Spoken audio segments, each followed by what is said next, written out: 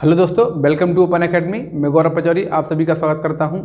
दोस्तों, आज हम बात करेंगे अपने नए पार्ट के बारे में। इसका नाम है दोस्तों इलेक्शन कमीशन ऑफ इंडिया। ठीक है, तो हम सीधा ही देखते हैं यहाँ पे आखिरकार इलेक्शन कमीशन ऑफ इंडिया के बारे में क्या क्या प्रोविजंस है हमारे कॉन्स्टिट्यूशन में। ठीक है, तो सबसे पहले हमें पता होना चाहिए ये हमारे कौन से पार्ट में। तो पार्ट नंबर कौन सा है दोस्तों? 15 है, भाग 15 है, जिसमें हमारे कॉन्स्टिट्यूशन में इलेक्शन कमीशन ऑफ इंडिया की बात की गई है, चुनाव आयोग की बात की गई है। मतलब भारत के पास क्या होगा? एक चुनाव आयोग होगा, है ना।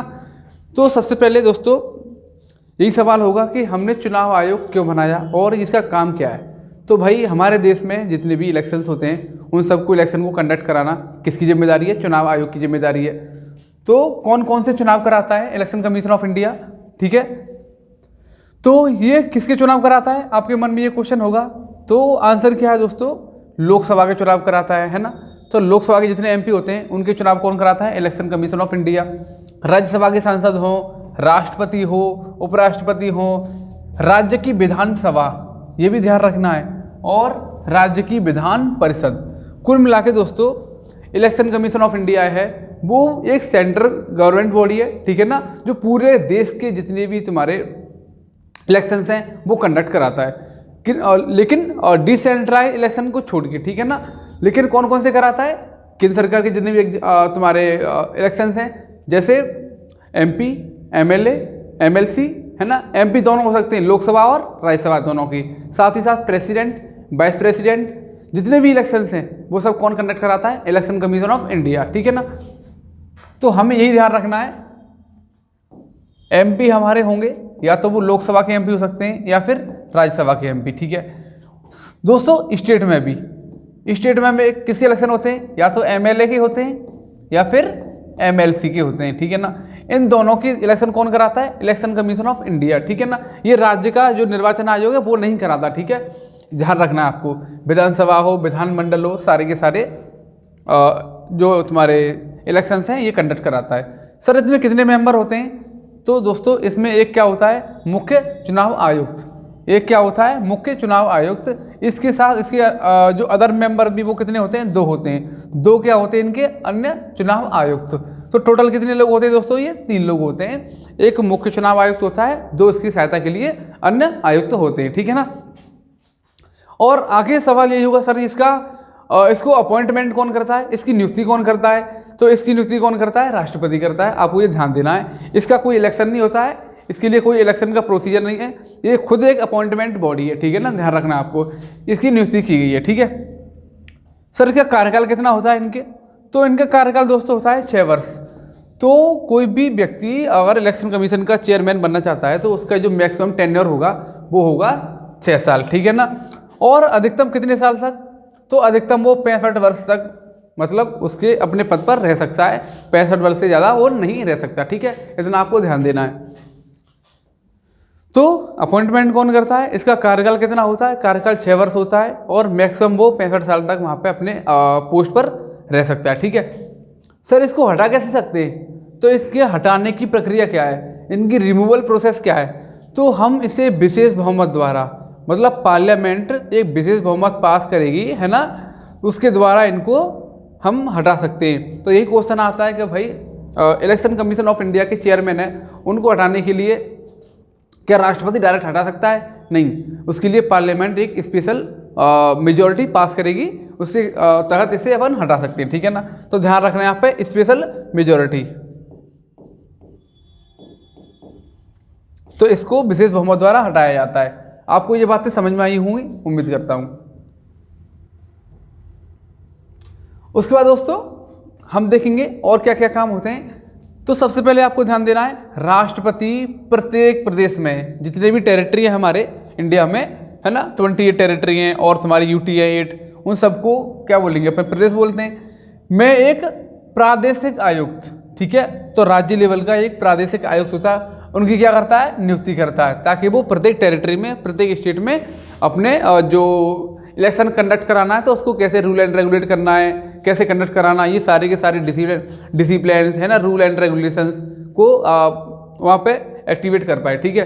तो जितने भी हमारे स्टेट्स हैं उन सब के लिए एक प्रादेशिक आयुक्त की नियुक्ति करता है। सबसे पहले ध्यान रखना है इस बात का, कौन करता है मेरे भाई, वो राष्ट्रपति करता है, ठीक है। इसका काम क्या होता है, प्रत्येक राज्य में जहाँ पर भी चुनाव हो रहे हैं उन सबको उनके लिए सबके लिए इलेक्शन कंडक्ट कराना है, ठीक है। आगे देखिए दोस्तों, परिसीमन आयोग, ये क्या होता है परिसीमन आयोग दोस्तों, डिलिमिटेशन कमीशन।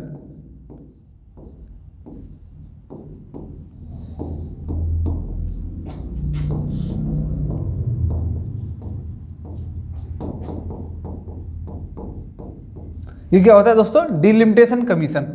तो दोस्तों आपको पता होगा प्रत्येक जनगणना के द्वारा मतलब जनगणना के बाद जो एक डिलिमिटेशन कमीशन होता है वो बनाया जाता है, जो समय समय पर हम जितनी भी सीट्स होती हैं ना, कॉन्स्टिट्यूशन असेंबली की हो या एमपी की हो, ठीक है ना, उन सीटों में कितनी पॉपुलेशन इंक्रीज हुई उस एरिया में।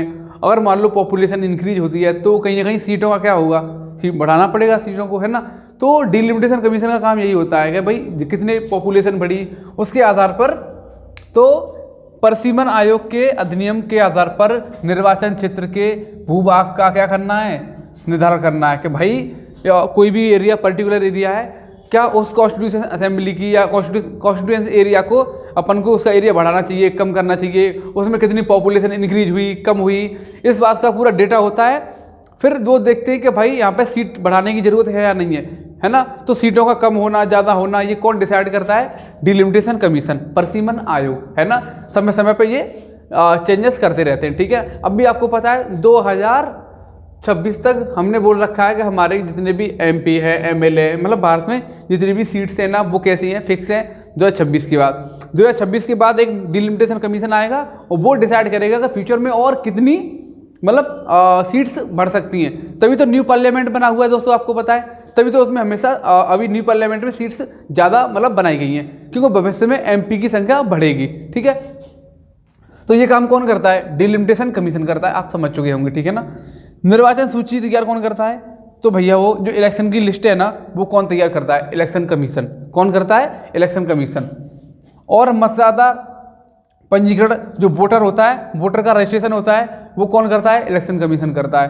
और पार्टी का चुनाव चिन्ह कौन देता है, वो भी इलेक्शन कमीशन देता है। तो आपको ध्यान रखना है, जो इलेक्शन की लिस्ट होती है मेरे भाई, वो तैयारी वो उसकी लिस्ट तैयार कौन करता है, इलेक्शन कमीशन करता है। और जितने भी वोटर्स होते हैं उनकी जो रजिस्टर होता है, उनका पंजीकरण करता है, वो कौन करता है, इलेक्शन कमीशन करता है। पार्टी का चुनाव चिन्ह कौन देता है मेरे भाई, वो भी इलेक्शन कमीशन देता है। साथ ही साथ दोस्तों अगर क्वेश्चन आता है कि पार्टी का नाम भी इलेक्शन कमीशन देता है, जी हाँ नहीं, तो इसका मतलब पार्टी का नाम, ठीक है, पार्टी का नाम कौन नहीं देता, इलेक्शन कमीशन नहीं देता, ये तो पार्टी के लोग खुद ही रखते हैं। तो आपको ध्यान रखना, पार्टी का नाम इलेक्शन कमीशन नहीं देता, बाकी सारे काम इलेक्शन कमीशन करता है, ये बात आपको ध्यान रखनी है। हमेशा क्वेश्चन आता है कि इनमें से कौन सा कार्य इलेक्शन कमीशन का नहीं है, तो उसमें बहुत सारे ऑप्शन होते हैं, उनमें एक ऑप्शन क्या होता है दोस्तों, पार्टी का नाम। तो वो किसी भी पार्टी का नाम नहीं रखते इलेक्शन कमीशन, वो तुमको मतलब चुनाव चिन्ह दे सकते हैं, ठीक है ना, सिंबल दे सकते हैं, और लिस्ट तैयार करेंगे वोटर्स की, तमाम काम करेंगे, लेकिन वो पार्टी का नाम नहीं देंगे, ठीक है ना। इतनी बात आपको ध्यान रखनी है। साथ ही साथ दोस्तों एक इंपॉर्टेंट बात ये है, बहुत बार पूछी जाती है, मत देने की उम्र पहले कितनी होती थी दोस्तों, 21 साल, अभी कितनी है, 18 वर्ष है।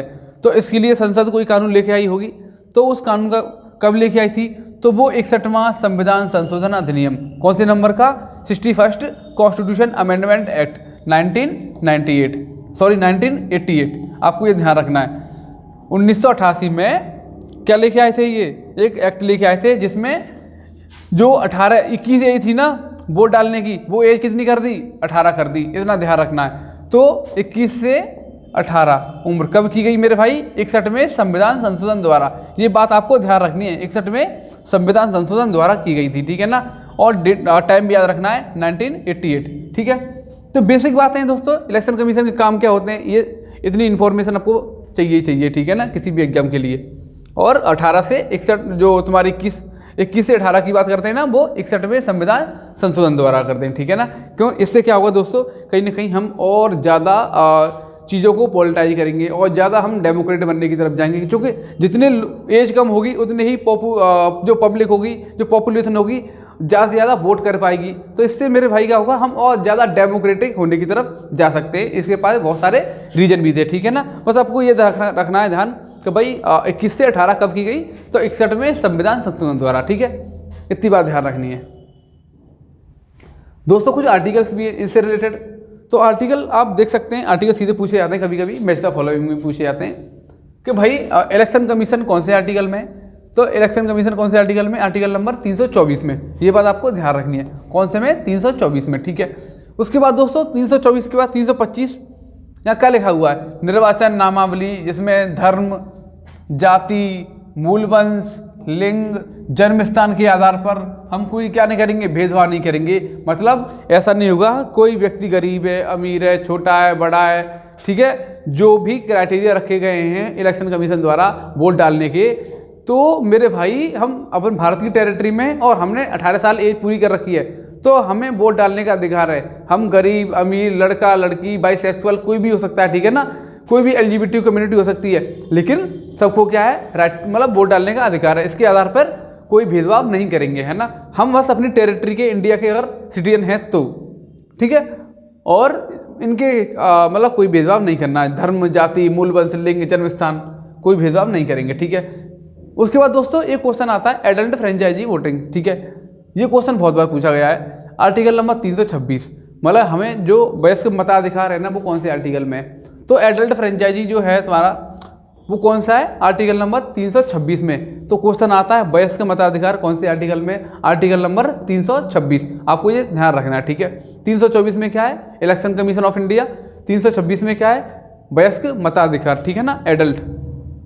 327 में दोस्तों लोकसभा और राज्यों के विधानसभा, लोकसभा और राज्यों के विधानसभा, नोटे राज्यसभा, नोटे MLC, ठीक है ना। क्या है हमारे MP किसके, लोकसभा के, ठीक है ना, और तुम्हारे MLA किसके, राज्य के MLA। सभा से संबंधित विधि बनाने, मतलब क्या, लॉ बनानी है, कोई भी लॉ बनाना है, कोई भी एक्ट बनाना है, कोई भी कानून बनाना है, ये सारी की सारी पावर किनके पास में दोस्तों, पार्लियामेंट के हाथ में। कुल मिला के अगर मान लो चाहे MP का इलेक्शन हो चाहे MLA का इलेक्शन हो, इन दोनों में, केंद्र में MP लोकसभा के और राज्य में MLA, ठीक है ना। तो मेरे भाई इसके मामले में अगर कोई भी कानून बनाना है तो ये सारी पावर, कुछ भी चेंजेस करने या कुछ नई फीचर डालने, तो ये सारी की सारी पावर दोस्तों पार्लियामेंट के हाथ में, इसके अलावा इसमें कोई काम नहीं कर सकता, ठीक है ना। तो सारे कार्य कौन करेगा दोस्तों, पार्लियामेंट करेगी। सारी पावर किनके पास है, पार्लियामेंट के पास है, क्योंकि आपको पता है और पार्लियामेंट ही क्या करती है, लॉ बनाती है, ठीक है। उसके बाद दोस्तों आर्टिकल नंबर 329, निर्वाचन के लिए संसद द्वारा बनाए गए विधि, मतलब पार्लियामेंट ने कोई भी क्या बनाया, लॉ बनाई, ठीक है। तो मेरे भाई न्यायालय में चुनौती नहीं दी जा सकती, कुल मिला के उसे कोर्ट में चैलेंज नहीं किया जा सकता। मतलब पार्लियामेंट ने कोई भी एक्ट बनाया, कोई भी लॉ बनाया, ठीक है ना, उसे अपन सुप्रीम कोर्ट या हाई कोर्ट कहीं पे भी क्या नहीं कर सकते दोस्तों, चैलेंज नहीं कर सकते। ये नहीं बोल सकते कि भाई इसके खिलाफ तुम कोई भी चैलेंज कर दो, कोई भी पिटीशन डाल दो, ठीक है ना। इस बात का आपको ध्यान देना है। इलेक्शन कमीशन के मामले में इसे पार्लियामेंट को अपने आप में एक पावर है कि उस मामले को, उस लॉ को अपन कोर्ट में चैलेंज नहीं कर सकते हैं। समझ रहे हो मेरी बात को आप, ठीक है। तो पार्लियामेंट के पास अल्टीमेट पावर है, यहाँ पे ध्यान रखना है आपको। उसके बाद मेरे भाई यहाँ पे ये फैक्चुअल क्वेश्चन है, राष्ट्रीय मतदाता दिवस कब मनाया जाता है, तो सबको पता है 25 दिसंबर को राष्ट्रीय नेशनल वोटर डे मनाया जाता है, ठीक है ना। तो मतदाता दिवस कब मनाया जाता है, 25 दिसंबर को, ठीक है। आपको ये बात ध्यान रखनी है। तो बेसिक बात ऐसी दोस्तों इलेक्शन कमीशन ऑफ इंडिया के बारे में, यही क्वेश्चन आते हैं किनके इलेक्शन कराता है, और साथ ही साथ इनकी कुछ अपॉइंटमेंट है। इनका अपॉइंटमेंट कौन करता है, राष्ट्रपति करता है। और इनका कार्यकाल कितना होता है दोस्तों, 6 वर्ष, मैक्सिमम 65 वर्ष होता है। साथ ही साथ इनको हटाया जा सकता है सर, बिल्कुल। इनको हटाने के लिए एक स्पेशल तुम्हारी मेजोरिटी होती है, विशेष बहुमत के द्वारा इसे हटाया जा सकता है, ठीक है। आपको ध्यान रखना है। और किन की इलेक्शन कराता है, लोकसभा, राज्यसभा, राष्ट्रपति, उपराष्ट्रपति, राज्य की भी ध्यान रखना है, ठीक है ना। MLA और MLC दोनों का ही कंडक्ट कराता है, ठीक है।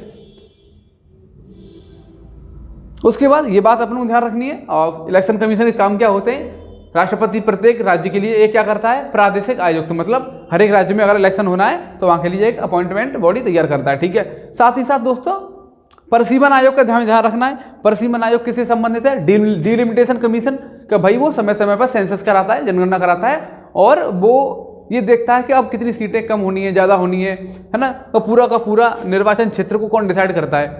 तो कोई भी इलेक्शन का एरिया है ना, जहाँ पे भी इलेक्शन होते हैं, ठीक है, उसका निर्वाचित क्षेत्र है ना, वो कौन डिसाइड करेगा? परिसीमन आयोग, डिलिमिटेशन कमीशन।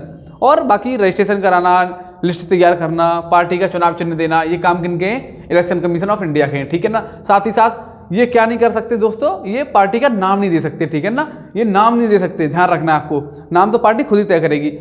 21 से 18 साल जो एज है वोट देने की, वो कब की थी दोस्तों? 61 में संविधान संशोधन द्वारा। आपको इतनी बात ध्यान रखनी है, ठीक है। इसके आगे दोस्तों कुछ बात करेंगे अपन यहाँ पे, ये बहुत ही इंपॉर्टेंट है यहाँ पे, कि भाई कुछ स्पेशल प्रोविजंस हैं। Special provisions are relating to the certain classes, विशिष्ट वर्गों से संबंधित विशेष प्रावधान। मतलब हमारे कॉन्स्टिट्यूशन में कुछ लोगों को स्पेशल प्रोविजन दिया गया है, ठीक है ना। कुछ क्लास ऐसी हैं, कुछ वर्ग ऐसे हैं हमारे समाज में जिनको स्पेशल स्टेटस हर मामले, पॉलिटिकल मामले में, इलेक्शन मामले में दिया गया है, ठीक है ना। तो उनके लिए दोस्तों हमें कौन सा पार्ट पढ़ना पड़ेगा? पार्ट 16। आपको ये ध्यान रखना है। अभी हमने कौन सा पार्ट पढ़ा था? भाग 15 पढ़ा था, अभी पढ़ रहे हैं भाग 16। तो ऑर्डर में भी ध्यान रखना है कि भाई अभी भाग 15 पढ़ा था, इलेक्शन कमीशन ऑफ इंडिया। अभी नेक्स्ट कौन सा है? सर्टेन क्लासेस, विशेष जो तुम्हारे वर्ग है ना हमारे समाज में, उनके लिए कुछ स्पेशल प्रोविजंस हैं, ठीक है। वो कौन कौन से प्रोविजन है दोस्तों, वो देखेंगे अभी। तो सबसे पहले ध्यान रखना है भाग कौन सा है? भाग 16वां है, ठीक है ना, XVI। और दोस्तों नाम क्या है इस भाग का? Special provisions for relating to the certain classes, विशिष्ट वर्गों से संबंधित विशेष प्रावधान। इतना ध्यान रखना है। सर कौन से आर्टिकल से कौन से आर्टिकल तक है? तो आपको ध्यान देना है आर्टिकल नंबर 330 से लेके 342 के ए तक, ये बात आपको ध्यान रखनी है। 330 से लेके 342 के ए तक, ठीक है। तो सबसे पहले दोस्तों अपन कुछ बात करेंगे यहाँ पे स्पेशल प्रस्तावना में। हमने शुरुआत में दोस्तों प्रियम्बल पढ़ी थी, आपको पता है ना।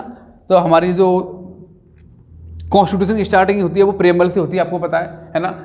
प्रस्तावना में उल्लिखित समानता, तो हमने प्रस्तावना में किसकी बात करी है? समानता की बात करी है। न्याय के उद्देश्य को हासिल करने के लिए संविधान में अनुसूचित जाति, अनुसूचित जनजाति और पिछड़ा वर्ग और आंग्ल भारतीयों के लिए क्या है? स्पेशल प्रोविजंस हैं, दिए गए हैं, ठीक है ना। कुल मिला के हमारे कॉन्स्टिट्यूशन में जो हमारी प्रियम्बल है, प्रस्तावना है, उसमें हमने प्रत्येक सिटीजन के वेलफेयर की बात करी है, ठीक है ना। सबके सोशल स्टेटस की बात करी है, सब सारे के सारे जितने भी क्लासेस हैं भारत में, उनको सबको मेन स्ट्रीम में जोड़ने की बात करी है, सबको मुख्य धारा में जोड़ने की बात करी है, सबके पॉलिटिकल डेवलपमेंट की बात करी है। सारे के सारे लोगों का सोशल डेवलपमेंट हो, पॉलिटिकल डेवलपमेंट हो, इकोनॉमिकल डेवलपमेंट हो, ऐसी राज्य मतलब कोशिश करता है। और हमने सारी बातें कॉन्स्टिट्यूशन में लिखी हुई हैं, ठीक है ना। तो प्रियम्बल में कुछ बातें लिखी थी हमने, समानता की बात करी है, न्याय की बात करी है, लोगों को न्याय मिले, सोशल इकोनॉमिक पॉलिटिकल न्याय मिले, ठीक है ना। तो ये सारी बातें हमने कॉन्स्टिट्यूशन में लिखी है। साथ ही साथ हमने बात भी की है सारे लोगों की, है ना। तो SC ST जितने OBC है, जितने भी वर्ग है हमारे, उन आंग्ल भारतीय, एंग्लो इंडियन होते हैं, जो विदेशी, मूल रूप से विदेशी होते हैं लेकिन रहते कहाँ पे हैं? इंडिया में। उन्हें अपन क्या बोलते हैं? आंग्ल भारतीय के लिए विशेष प्रावधान है, स्पेशल प्रोविजंस है, ठीक है ना, स्पेशल स्टेटस है। तो मेरे भाई देखो क्या क्या इसमें प्रोविजंस है दोस्तों। विधायिकाओं में आरक्षण, मतलब मेरे भाई जितने भी MP MLA के जो चुनाव होते हैं ना मेरे भाई, उनमें विशेष वर्ग के लोगों को क्या आरक्षण चाहिए कि इनकी सीटों का क्या हो? रिजर्वेशन हो। तो जो सीटों का रिजर्वेशन होता है मेरे भाई, वो कौन से आर्टिकल में, मतलब कौन से उसके तहत काम करता है? तो स्पेशल क्लास के। तो विधायिकाओं में आरक्षण, मतलब MP MLA के चुनाव होते हैं उसमें आरक्षण की बात करते हैं। विधायिकाओं में विशेष प्रतिनिधित्व, मतलब स्पेशल रिप्रेजेंटेशन, ठीक है ना। नौकरी एवं पदों पर आरक्षण, आपको पता है नौकरी में और जितने भी पद होते हैं उनमें SC ST OBC के लिए रिजर्वेशन होता है। और शैक्षणिक अनुदान, मतलब एजुकेशन के लिए ग्रांट, मतलब पैसा आना, ये सारी बातें आपको पता है। स्कॉलर वगैरह होता है, मिलता भी आपको पता है ना। तो स्कॉलरशिप वगैरह हुई, ये सब बातें कहाँ पे हैं? स्पेशल प्रोविजन में। राष्ट्रीय आयोग का गठन, मतलब जो भी SC और ST है ना, SC हो, ST हो या फिर OBC हो, इनके लिए ये क्या बनाए? एक स्पेशल कमीशन बनाए, एक नेशनल कमीशन बनाए, जो इनकी SC वालों के लिए, ST वालों के लिए, OBC वालों के लिए, इनके लिए क्या करें? इनके लिए काम करें, इनके हितों के लिए काम करें, और इनके और क्या लक्ष्य हैं, क्या इनके लिए कर सकते हैं, ये सारी की सारी बातें, मतलब इसके लिए क्या करेंगे कि ये गठन तैयार करेंगे। तो राष्ट्रीय आयोग का गठन सबके लिए, ठीक है ना। और जांच आयोग का गठन, साथ ही साथ समय समय पर इन्वेस्टिगेशन करना, ये सारी जिम्मेदारी किनकी है भाई? एक आयोग की है। तो साथ ही साथ एक जांच आयोग का भी गठन होना चाहिए, ऐसी बातें बोली गई हैं, ठीक है ना। तो हम ध्यान रखना है अभी आपको आर्टिकल नंबर 330 से लेके 342 का ए तक, ठीक है ना। कुछ बातें पढ़नी है अपन को जहां से क्वेश्चन हमेशा आता है दोस्तों। आर्टिकल नंबर 330 आपको दिखाई दे रहा है, लोकसभा में, कहां पे दोस्तों, लोकसभा में, किसके लिए, एससी, और किसके लिए, एसटी, अनुसूचित जाति अनुसूचित जनजाति के लिए क्या है दोस्तों, रिजर्वेशन है। कुल मिला के लोकसभा के इलेक्शन होते हैं, उसमें एससी एसटी के लिए इलेक्शन है। तो सबसे पहले ये क्वेश्चन है आपके लिए, आप कमेंट करेंगे क्वेश्चन में कि भाई क्वेश्चन के लिए कि भाई एससी की सीटें कितनी है रिजर्व और एसटी की सीटें कितनी रिजर्व है, ठीक है। ये बात आपको कमेंट बॉक्स में बतानी है, ठीक है। उसके बाद दोस्तों आर्टिकल नंबर 331, आंग्ल भारतीयों के लिए विदेश प्रतिनिधित्व, मतलब एंग्लो इंडियन। दोस्तों ये क्या होता है एंग्लो इंडियन, जो मूल रूप से विदेशी हो लेकिन रह भारत में रहे हो, काफ़ी समय से भारत में रह रहे हो और वो कहीं ना कहीं भारत के ही रह के रह गए हो, ठीक है ना। तो उनको अपने कल्चर, अपने खुद के रिप्रेजेंटेशन के लिए भी कुछ स्पेशल प्रोविजन होने चाहिए। तो आंग्ल भारतीयों के लिए प्रतिनिधित्व की बात करते हैं। आपको पता है लोकसभा में दोस्तों 2 आंग्ल भारतीय चुने जाते थे, उनको क्या कर दिया, हटा दिया गया है, आपको पता है ना। अब वर्तमान में इनको यहाँ से हटा दिया गया, ठीक है। आर्टिकल नंबर 332, राज्य की विधानसभा में एससी एसटी के लिए आरक्षण। आर्टिकल नंबर 332 में राज्य के लिए, मतलब एमएलए का चुनाव होगा दोस्तों। एमएलए के चुनाव में जो भी एससी और एसटी वर्ग के लोग होंगे उनके लिए स्पेशल सीट रिजर्व रखी गई है, ठीक है ना, ध्यान रखना है। और आगे दोस्तों आर्टिकल नंबर 333 में राज्यों में आंग्ल भारतीय, यही काम कहाँ है, राज्यों में, ठीक है ना, एंग्लो इंडियन। नेक्स्ट दोस्तों 334 में निश्चित अवधि के बाद सीटों का आरक्षण की समाप्ति। आपको पता है रिजर्वेशन होता है, जो भी रिजर्वेशन होते हैं, जब भी मान लो अभी रिसेंटली हमारे वुमेन के लिए लोकसभा में 33% आरक्षण की बात की गई है, ठीक है ना। तो दोस्तों ये आरक्षण कोई परमानेंट आरक्षण नहीं है, अगले समय बाद 15 साल बाद 20 साल बाद, है ना, क्या करेंगे दोस्तों, इसे रिजर्वेशन की देखेंगे क्या सच में जरूरत है तो इसे आगे बढ़ा देंगे, अन्यथा वो वहीं पे उसे समाप्त भी कर सकते हैं। तो कोई भी रिजर्वेशन हमारे कॉन्स्टिट्यूशन में परमानेंट नहीं होता, फिक्स नहीं होता, इसे हम समय समय पर कानून द्वारा आगे करते रहते हैं, मतलब बढ़ाते रहते हैं, ठीक है ना। कोई भी रिजर्वेशन परमानेंट नहीं है। और आपको ये भी बात ध्यान रखनी है, अभी अभी जो रिसेंटली एक्ट आया था 106वां संविधान संशोधन अधिनियम, है ना, उसमें ये बोला गया था कि महिलाओं के लिए एमपी मतलब लोकसभा में और राज्य की विधानसभा में मतलब एमएलए में 2 जगह 33% की रिजर्वेशन की सीट की बात की गई है, ठीक है ना। तो आपको ध्यान रखना है एमपी कहां पे, लोकसभा में, ठीक है ना। और दोस्तों एमएलए कहां पे दोस्तों, राज्य में। कितने परसेंट की मतलब सीट है, 33% सीट का क्या है दोस्तों, रिजर्वेशन है। किन के लिए दोस्तों, वुमेन के लिए, ठीक है ना। वुमेन के लिए 33% क्या है, रिजर्वेशन है। आपको बात ध्यान रखनी है ना। और कौन से नंबर का एक्ट था दोस्तों, ये 106वां कॉन्स्टिट्यूशन अमेंडमेंट एक्ट, ठीक है ना। आपको ध्यान रखना है 2023, ये भी बात ध्यान रखनी है। कौन से नंबर का है, 106वें नंबर का है, ठीक है। कौन से नंबर का दोस्तों, बिल था, तो 128वें नंबर का क्या था, ये बिल था, ठीक है। बिल कौन से नंबर का था, 128वें नंबर का, ये बात आपको ध्यान रखनी है, ठीक है ना। यहाँ पे दोस्तों क्या राज्यसभा में रिजर्वेशन है, यहाँ पे क्या एमएलसी में रिजर्वेशन है, नहीं, राज्यसभा में कोई रिजर्वेशन नहीं मिला हुआ है, केवल लोकसभा में और केवल विधानसभा में। इतना आपको ध्यान रखना है, ना तो एमएलसी में ना ही राज्यसभा में, ये बातें आपको केयरफुली ध्यान रखनी है, ठीक है। 335 में दोस्तों एससी एसटी के लिए सेवा और नौकरी में आरक्षण देने के दावे। कुल मिला के एससी एसटी के जो लोग हैं ना, उनको सर्विस में और नौकरी में रिजर्वेशन की बातों की बात की गई है। 336 में दोस्तों आंग्ल भारतीयों के लिए, जो विदेशी भारतीय हैं, जो भी कम्युनिटी है इनके लिए सेवा में विशेष प्रावधान। तो जो भी सर्विस होती है, जो भी जॉब होती है, उनके लिए इनके पास क्या है, स्पेशल प्रोविजंस है, ठीक है ना। 337 में दोस्तों आंग्ल भारतीय शैक्षिक अनुदान मतलब एजुकेशनल ग्रांट। क्या दोस्तों, एजुकेशनल ग्रांट मतलब क्या, पैसा चाहिए भैया, पैसा। तो शिक्षा के लिए स्पेशल प्रोविजन दिए गए हैं कि जो भी विदेशी भारतीय लोग हैं ना, उनको हम मतलब उनके पास क्या है, एक रिजर्वेशन है, स्पेशल स्टेटस है कि भाई उन्हें सरकार ग्रांट प्रोवाइड करेगी, उन्हें सरकार पैसा प्रोवाइड करेगी उनके उत्थान के लिए, उनके डेवलपमेंट के लिए, उनके एजुकेशन डेवलपमेंट के लिए, ठीक है ना। आपको ये बात ध्यान रखनी है। उम्मीद करता हूँ सारी बातें समझ में आई होंगी और ये बात वाली बात भी समझ में आ चुकी होगी, ठीक है। अब दोस्तों ये बातें बहुत इंपॉर्टेंट है, बार बार एग्जाम में पूछी गई हैं और बार बार पूछी भी जाएंगी, ठीक है। क्या लिखा हुआ है दोस्तों, आर्टिकल नंबर 338। आर्टिकल नंबर 338 में क्या है, अनुसूचित जाति के लिए राष्ट्रीय आयोग का गठन। मतलब मेरे भाई जब भी क्वेश्चन आता है कि एससी वालों के लिए भाई कोई आयोग है, कोई नेशनल कमीशन है, तो national commission for schedule caste, national commission for schedule caste, ये कौन से आर्टिकल में दोस्तों? आर्टिकल नंबर 338 में। ये बात आपको ध्यान रखनी पड़ेगी, याद भी करनी पड़ेगी। ये कब जोड़ा गया दोस्तों? 65वें संविधान संशोधन अधिनियम। कौन से नंबर के? 65वें संविधान संशोधन अधिनियम 1990 में। इस बात का आपको ध्यान रखना पड़ेगा हर हाल में, ठीक है ना। और उसके बाद दोस्तों क्या हुआ? 338 का ए, ठीक है, और 338 का बी। उसके बाद दोस्तों क्या हुआ? अनुसूचित जाति के लिए राष्ट्रीय आयोग का गठन, मतलब एसटी का भी गठन, ठीक है दोस्तों। आपको पता है पहले एससी और एसटी के लिए एक ही कमीशन था, लेकिन आते आते समय के बाद मेरे भाई हमने एससी के लिए अलग, एसटी के लिए अलग से दो अलग से कमीशन बनाए हुए हैं, ठीक है ना। तो पहले एससी एसटी के लिए एक ही कमीशन था, उसके बाद लेटर क्या हुआ दोस्तों? हमने एसटी के लिए अलग से कमीशन प्रोवाइड करवाया। आपको बात ध्यान रखनी है। तो हमारी पार्लियामेंट ने एक अलग से एक्ट लेके आई, और एसटी के लिए कौन से नंबर? 89 नंबर। ध्यान रखना है आपको दोस्तों, 89th कॉन्स्टिट्यूशन अमेंडमेंट एक्ट, 89वें संविधान संशोधन द्वारा 2003 में दोस्तों ध्यान रखना है कि एक अलग से आयोग बनाया गया था एसटी कमीशन, ठीक है। तो तुम्हारा क्या है? नेशनल कमीशन फॉर एसटी, ठीक है, आपको ध्यान रखना है। एससी कौन से में आर्टिकल दोस्तों? 338 में, और 338 के ए में क्या है दोस्तों? एसटी है ना। ये कौन से नंबर का है? 65 में। ये कौन से नंबर का है? 89वें नंबर का, ठीक है, आपको बात ध्यान रखनी है। उसके बाद दोस्तों धीमे आगे क्या होता है दोस्तों? अभी रिसेंटली आपको पता है राष्ट्रीय पिछड़ा वर्ग आयोग, ओबीसी कमीशन, क्या लिखा हुआ दोस्तों? National commission for backward class, ठीक है ना। तो बैकवर्ड क्लास के लिए जो भी दोस्तों एक कमीशन बनाया गया था, वो रिसेंटली आपको पता है 102वें संविधान संशोधन द्वारा। तो क्वेश्चन बार बार पूछा जाता है कि ओबीसी के लिए स्पेशली हमने एक नेशनल कमीशन क्रिएट किया हुआ है, वो कौन से कॉन्स्टिट्यूशन अमेंडमेंट एक्ट द्वारा जोड़ा गया था?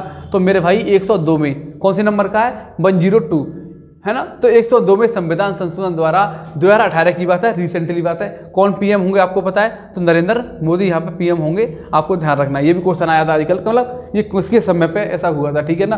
तो 102 में संविधान संशोधन द्वारा इसे संविधान में ऐड किया गया था 2018 में। तो तीनों की तीनों बातें याद रखनी है, बहुत बार मैच द फॉलोइंग के क्वेश्चन आते हैं, ठीक है ना। ये 65 में क्या है दोस्तों? एससी, 89 में क्या है दोस्तों?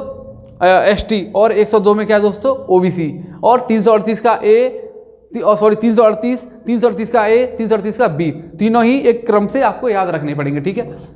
339 दोस्तों अनुसूचित क्षेत्रों के प्रशासन में केंद्र के प्रशासन नियंत्रण एवं अनुसूचित जनजातियों का कल्याण। कुल मिलाकर दोस्तों जितने भी कैसे तुम्हारे एससी एसटी एरिया है ना, उनके प्रशासन की बात करते हैं, केंद्र का नियंत्रण की बात करते हैं, उनके लिए मेरे भाई उनके वेलफेयर के लिए काम करेंगे। यहाँ पर कुछ स्पेशल प्रोविजंस हैं कि भाई उनका क्या करें, हम जनजातियों का क्या करें, कल्याण कर सकें। ऐसे कुछ स्पेशल प्रोविजंस हैं, ठीक है ना, जो केंद्र के हाथ में रहेंगे। केंद्र वहाँ पर कुछ स्पेशल ट्रीटमेंट भी कर सकता है, ठीक है। उसके बाद दोस्तों 340 में पिछड़े वर्गों की स्थिति को जांच के लिए आयोग की नियुक्ति, मतलब ओबीसी है, ओबीसी के लिए कोई एक कैसा मतलब इन्वेस्टिगेटेड एक बॉडी बनानी पड़ेगी जो समय समय पे ओबीसी जनजाति है, उसको ओबीसी जाति है ना दोस्तों, उसकी समय समय पे समीक्षा कर सके कि इनकी एक्चुअल में इकोनॉमिक कंडीशन कैसी है, सोशल कंडीशन कैसी है। इसलिए तो बनाते हैं ये हमने आयोग दोस्तों, क्यों बनाई? ताकि हम पर्टिकुलर किसी भी एक क्लास की, एक वर्ग की उस चीज़ को पहचान पाएँ कि यहाँ पे एक्चुअल में इस सोसाइटी में लैक किस बात का है, कमी किस बात की है, इस सोसाइटी में सोशल इन्फ्लुएंस क्या है, सोशल फैक्टर क्या है, क्या इनके कॉज हो सकते हैं, इनके डिक्लाइन के क्या कॉज हो सकते हैं। ये तमाम बातें हमने इसलिए ये कमीशन बनाए हुए थे ताकि हम इनकी स्टडी कर पाएँ और इनका फिर उसके बाद डेवलपमेंट कर पाएँ। जब तक दोस्तों आपको रिसर्च नहीं करोगे, पता नहीं करेगा, तब तक हम इसका डेवलपमेंट कैसे कर पाएंगे। इसलिए हमने समय समय इनके सारे कमीशंस बनाए ताकि पर्टिकुलर क्लास के ये क्या कर सकें, इन्वेस्टिगेट कर सकें, उनकी जांच पड़ताल कर सकें, ठीक है ना, आपको ध्यान रखना है। 341 दोस्तों अनुसूचित जाति के लिए कमीशन, 342 अनुसूचित जनजाति के लिए, एससी के लिए, एसटी के लिए, ये किसके लिए दोस्तों, ओबीसी के लिए, ठीक है ना। आपको ओबीसी, एससी, एसटी सिंपल से याद रख पाना तो रख लो ना, कोई दिक्कत नहीं। 342 सामाजिक एवं शैक्षणिक रूप से पिछड़े वर्ग, कैसे दोस्तों, जो कैसे सोशल एंड एजुकेशनल कैसे होते हैं, वीक होते हैं, उन लोगों के लिए क्या है, प्रोविजंस है। जो सोशल, जिनका सोशल स्टेटस कैसा हो, कमजोर हो, कहीं ना कहीं एजुकेशनल स्टेटस कैसा हो, कमजोर हो, ऐसे लोगों के लिए स्पेशल प्रोविजन है, आपको ध्यान रखना है आर्टिकल नंबर 342 में, ठीक है ना। तो कुछ बातें थी यहाँ पे हमने देखा था, है ना। तो हमने आज 2-4 बातें जानी दोस्तों, जिसमें क्या था, हमने जाना इलेक्शन कमीशन के बारे में, ठीक है ना, और इलेक्शन कमीशन के बारे में सारी बातें जानी। कौन से पार्ट में दोस्तों, पार्ट नंबर 15 में। उसके बाद पार्ट नंबर कौन सा जाना हमने अभी, स्पेशल क्लास के बारे में, है ना। कौन कौन सी क्लास हैं, एससी, ST, OBC, इन सब के बारे में, इनके रिजर्वेशन के बारे में, इनके लोकसभा और विधानसभा के रिजर्वेशन के बारे में सारी नॉलेज की बात करी, और इनके कौन कौन से अमेंडमेंट एक्ट आए थे उनकी बात करी, जो हमने केयरफुली पढ़े, सारे याद करवाए, आपको याद भी करने थे, ठीक है। इन सब के बारे में बात करी। इनके लिए अलग अलग कमीशन बने हुए हैं, आपको पता है। और ये हमने कौन से बात करी, आर्टिकल पार्ट नंबर तुम्हारा 16, ठीक है ना, आपको ध्यान रखना है। 15 और पार्ट नंबर 16 हमने दोनों के दोनों पार्ट कवर किए हुए हैं, ठीक है ना।